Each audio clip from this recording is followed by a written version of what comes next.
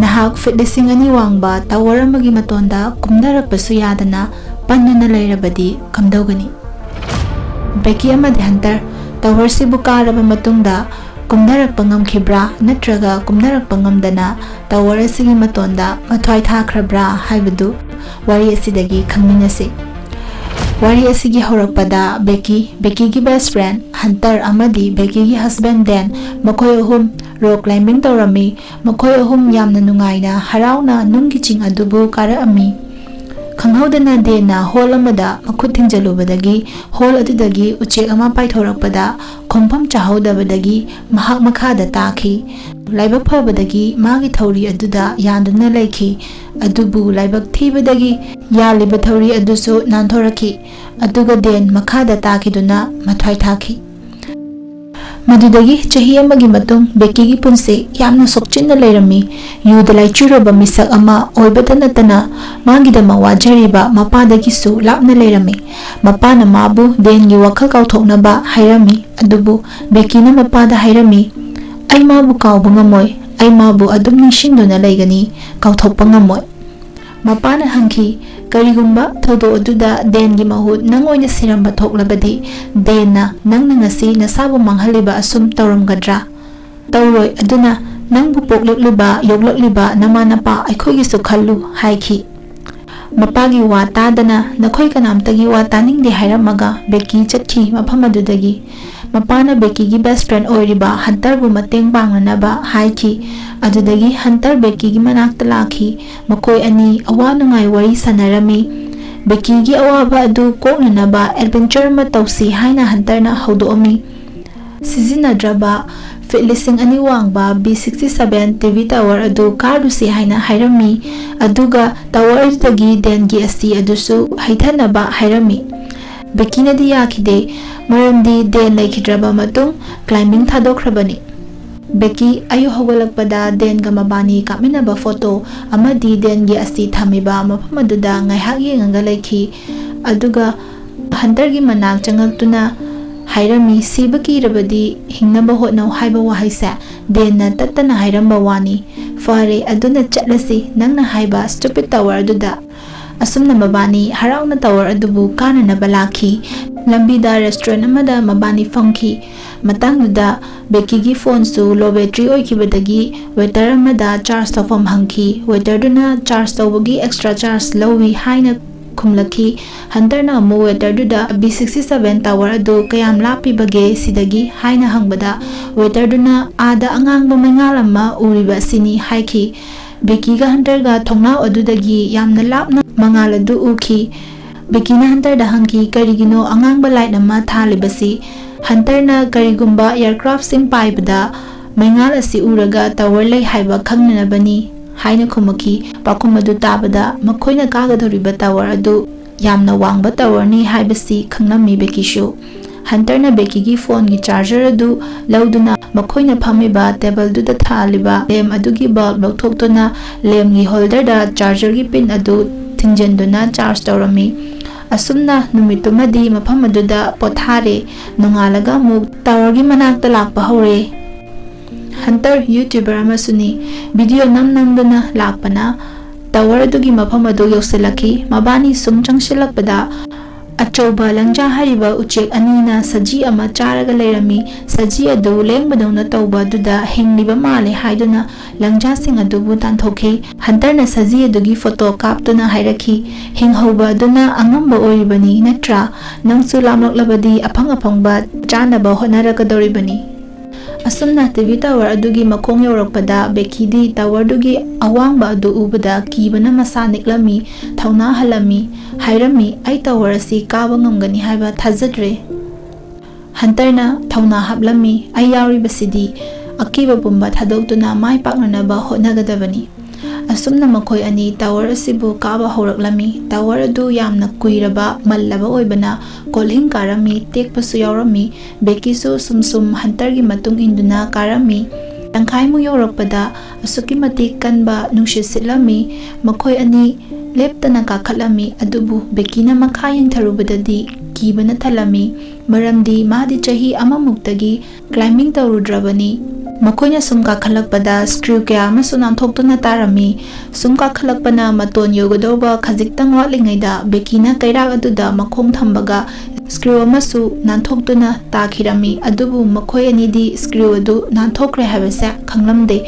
Makhoi ani hauzik 2000 feet wangba tower adugi maton yorami. Maton dagi yengdarakpadadi malem ase top topi. Asuk awangba asibu kaba ngamlaba matung target amabu panglaba matam asidadi Becky-su asuki matik penjarami nungairami. Makhoi animak harawa phongdokminarami photo kapminarami.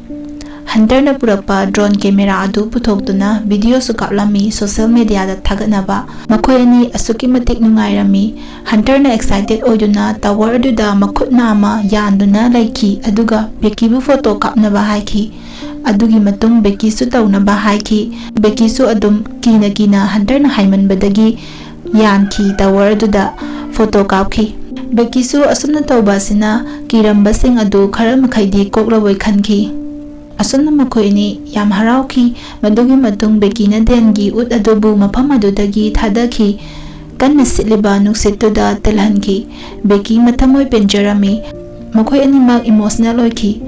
Den bu chatlo ko haina aroibo oina kainarasi hairami. Adudagi makhoi ani moina purakpa pochai sing adu bekta hapchinduna kumthanaba tawrai. Ahanbada Becky kaira aduda netlaga kumdaba horai. Adubu ngasai screw nanthokduna takhiba mapa aduda kaira adu tektuna makhada takhi. Aduga Becky di Hunter da yanduna lairiba thauri aduda yalhawi. Hunter na yamna wana Becky bu chingkhatlami. Becky mathak yaurakpada sirubadagi halaklabani khanna yamna haraurami. Amu kumdanaba yengdarakpadadi kairak adu loina te ambadu urai.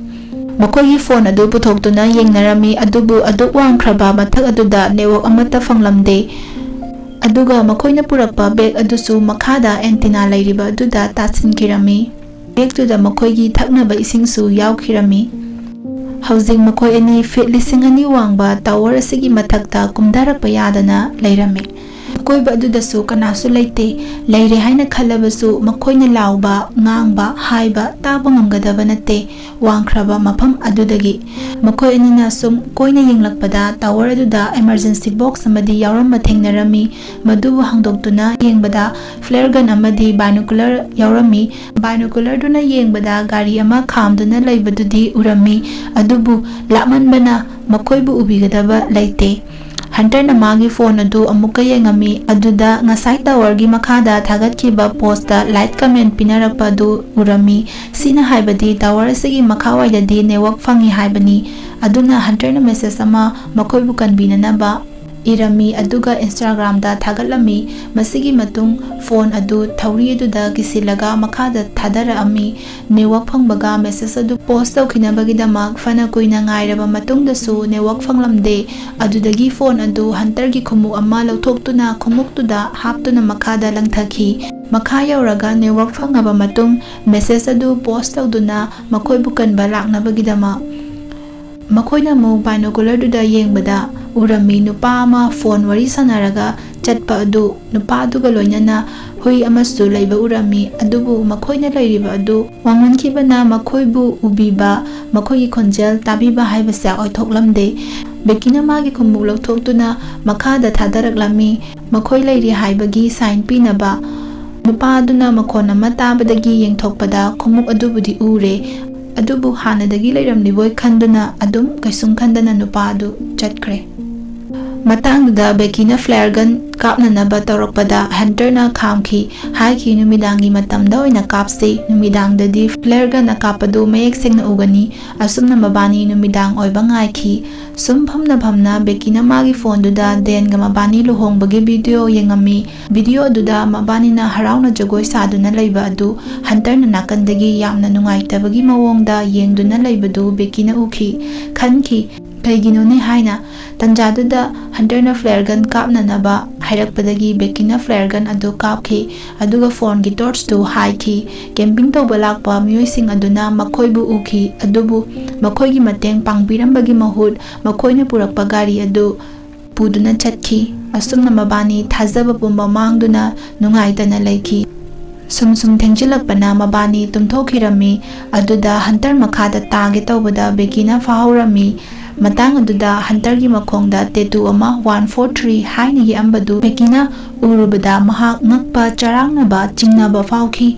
Maramdi Den na kaidawnungda I love you haide magi code 143 haibasi oina sizinarami. Chingnabana hengalagtuna Hunter da hangbada Hunter se accept tawraki. Hoi Den ga maga relationship lairure ai soikhre lankre hairaki. Pumnama asida Becky di yamna nungairamde. Pumnama oirabasu Becky taduna lairiba bag to da yengi bag aduda makhoina purakpa drone amadi ising bottle yauribani. Bag adubu kamaina kamdawna lokhatsige haina khalli. Bag adubu lokhatpa haibase araiba amadi oirodoribani.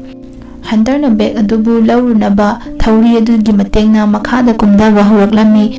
Adubu bag adu panduna lairiba this antenna du yaudringaida thauri adudi loikhirami. Hunter thauri dagi chongduna this antenna du phawadi yauba ngamki. Hauzik mangonda bag tu budi laire adubu mathakta kakhananaba thauri adudi lapkhre. Hunter na bag to the yauriba selfie stick adu puthokduna thauri da kosilaga mathakta kakhatpa horaklami. Adubu laibak thibadi magi makhuttu thauri dagi nanthoaga Hunter takhirami. Becky yamki na makhada yangdarakpadadi Hunter thauri da yanduna lairami. Becky na Hunter bu yamwana chingkhatlami.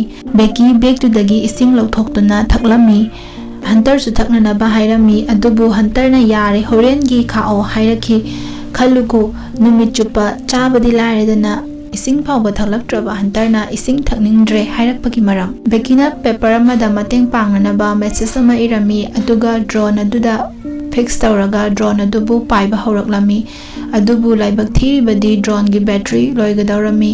Aduna makhoina yahoningiba arapada uriba restaurant adu phawbadi yaworoi khangbadagi drone adu amo halhalaklami. Asumna amuk sunu midang oiraklami. Becky na tuminge tower mathakta ngaliba light adu urai. Nunganbaga Becky tower adugi mathakta light lairiba duda kakhatuna drone adu charge tawrami. Hek charge tawba lodri phawba asumna maton aduda naptuna laiba tarami. Drone adu charge tawraduna Becky makhada kumdara ami. Aduga hana ikhiba chi adu hapchinduna drone adu lapna uriba mabani na tower kaba lakpada changkiba restaurant adu tamna paisat halaklami. Adubu laibak thibadi restaurant yaudringai drone adu gari amada thomjinduna pungchai chaiki. Asumna aroiba thazaba adusu kaikhirami. Kanasu makhoibu kanbiba lakani haiba thazarakidre. Becky fibam yamna sokchilami. Becky na Hunter da hairami. Hunter gi khumuk amadusu pirao. Aroiba oina Becky gi phone adusu magi mapada message tharaga thadakrasi. Karigumba kaidrabadi network phangbaga message send tawkhiduna makhoibu kanba lakpasu yai. Adubu Hunter na yakhide maramdi Hunter gi khumukti mathakta nate makhada dex antenna aduda lairi. Haibadi Hunter bag loba chatpada thauri dagi nanthokpaduda dex aduda tasinduna thawai thakrabani. Hunter hingi haiba punama asi Becky gi wakhangna sagatpa hallucination oirami. Asumna Becky mahak mathanta ngaire haibasi khangjaraki. Mahak hingani haiba thajaraktre. Asumna aroiba oina magi mapagi damag message record tawrami. Numidang dumasu Becky tumthakre. Nungalakpada langja amana magi makhongi asokpa adubu set tuna charami. Becky na langja adubu faduna thomduna hatoami. Aduga asiba langja adu charami. Hunter na langja singna saji charamba ubada hakiba. Hinghobaduna angambani nangsu chaba phanglaktrabadi aphangba charakani hakiba adu ningsingai. Langja adu charaba matung pangal kharadi laami. Becky na decide tawrami thauri dugi matengna makhada lairiba this haibadi magi friend Hunter lairiba dutana kumdhananaba. Becky Hunter gi thawa yaudraba hakchang lairiba mafam adu phawba yauba ngamlami. Adugi matung Hunter gi khumuki manungda magi phone adu hapchille. Aduga Hunter gi mabuk manungda khumuk adu amuk hapchilami. Punama asigidamak Becky Hunter da sorry aibu ngakpiyu I love you hairami. Aduga Hunter gi thawa yaudraba hakchang adu thadakhirami. Amukasu numidang oiraklami. Adubu Becky gi mapana Becky gi message adu phangduna mabu kanbalaki. Mapana tower adu yorokpadadi police na Hunter gi asiba hakchang adu puthorakpa ubada Becky gi mapadi machanupi oiraboi ningduna mathamoi sokna leptuna laikhi. Adubu nakandagi Becky na mapabu kawraktuna mapagi manakta changselaklami. Mapa macha chetna konsinarami. Asumna fit lising ani wangba tower adugi matondagi Becky gi mathwai hingba ngamlakhi. asumna wari asi loisinki mayam wari asibu nungai birabadi like share subscribe to biramo